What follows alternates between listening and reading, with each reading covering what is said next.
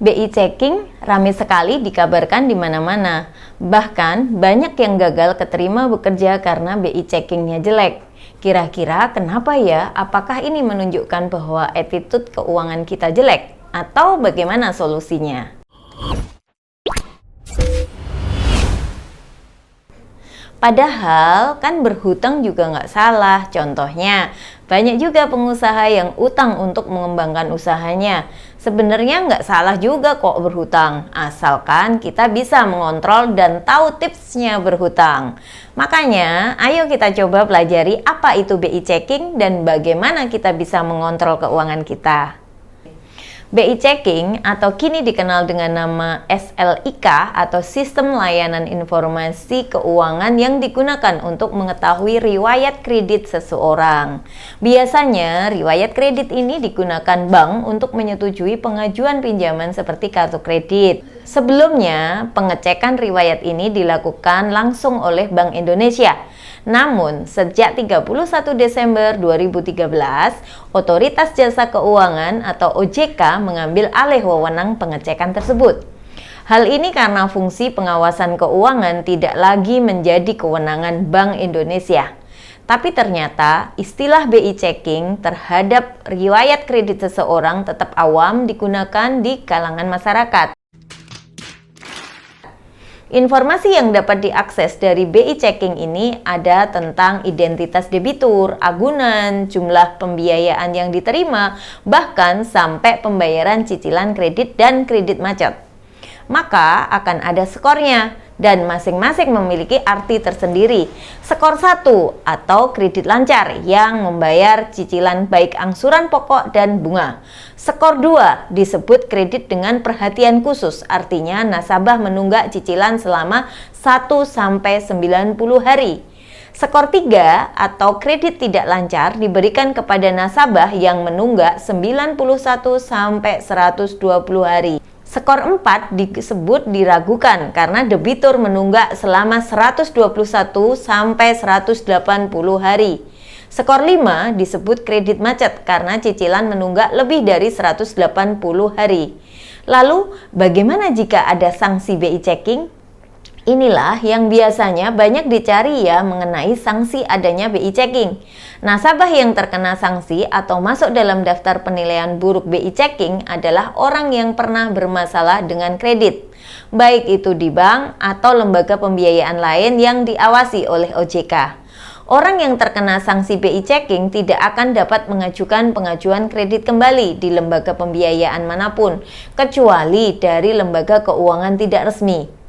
Meski sudah masuk dalam daftar hitam, debitur sebenarnya masih bisa mendapatkan fasilitas pinjaman lagi dari bank maupun lembaga keuangan lainnya, asalkan ia sudah melunasi seluruh tunggakan utang plus bunga dan dendanya. Masuk daftar hitam SLIK OJK tidak akan berdampak apapun selama debitur tersebut tidak lagi berurusan dengan bank maupun lembaga keuangan lainnya. SLIK OJK ini akan mencatat seluruh kredit atau pinjaman dari semua bank dan lembaga keuangan resmi di bawah pengawasan OJK, termasuk pinjaman yang besarannya sangat kecil sekalipun, sekecil apapun itu. Apakah benar melamar kerja dicek BI checkingnya? Menurut Sekretaris Jenderal Kementerian Ketenagakerjaan mengatakan bahwa BI checking tidak memiliki hubungan dalam penerimaan karyawan. Namun, kadang ada juga perusahaan yang menggunakan BI checking ini sebagai bahan pertimbangan dalam memilih kandidat. Bahkan, Kementerian Tenaga Kerja juga berharap BI checking tidak menjadi penghalang kesempatan kerja bagi para pencari kerja, sehingga masyarakat yang ingin bekerja dapat memperoleh pekerjaan sesuai dengan kompetensinya. Lalu, gimana caranya mengelola uang supaya sebisa mungkin jangan utang untuk kebutuhan yang tidak begitu perlu? Tentu kami akan berikan tips bagi Sobat KJA ASP mengenai cara atur duit biar nggak nyangkut utang. Pertama, cari tahu uang masuk dan keluar. Kita perlu tahu berapa uang yang masuk dan keluar. Dengan begitu, kita bisa buat rencana yang oke buat bayar tagihan bulanan dan hal-hal penting lainnya. Yang kedua, tidak perlu hidup lebih dari kemampuan. Kita mesti mengerti, hidup itu bukan hanya tentang pamer gaya hidup keren. Hindari belanja yang nggak perlu atau jalan-jalan mahal yang bisa bikin kantong jebol. Dari mana duitnya? Yang ketiga, menyiapkan dan menyimpan dana darurat. Cukup penting juga punya dana cadangan. Ini dia cadangan yang bisa digunakan untuk menyelamatkan hidup kita secara mendadak. Contohnya seperti kehilangan kerja atau hal mendesak lainnya. Yang keempat, utang yang wajar. Kalau harus utang, pikir-pikir dulu. Pastikan utang untuk hal yang beneran penting, misalnya buat belajar atau investasi. Yang kelima, menggunakan kartu kredit dengan hati-hati. Kalaupun Sobat KJA ASP mempunyai kartu kredit, jangan sampai cuma bayar minimum. Namun, lama-kelamaan pasti akan membuat utang menumpuk gara-gara bunga. Utang lama dibayar duluan. Kalau punya utang yang harus dicicil, fokus bayar yang bunga yang paling gede, biar total bayarannya nggak jadi gunung. Jaga loyalitas konsumen. Tidak ada salahnya terus pantengin duit masuk dan keluar. Kalau pengeluaran makin gede dari pemasukan, mungkin saatnya cari cara buat irit. Nabung dan tingkatkan skill. Mendingan sisihkan duit buat nabung atau pelajari hal baru yang bisa nambah penghasilan. Jauhi belanja impulsif. Kalau tiba-tiba pengen beli sesuatu, tahan dulu. Coba pikir lagi, beneran butuh atau cuma kepengenan doang? Tanya yang paham.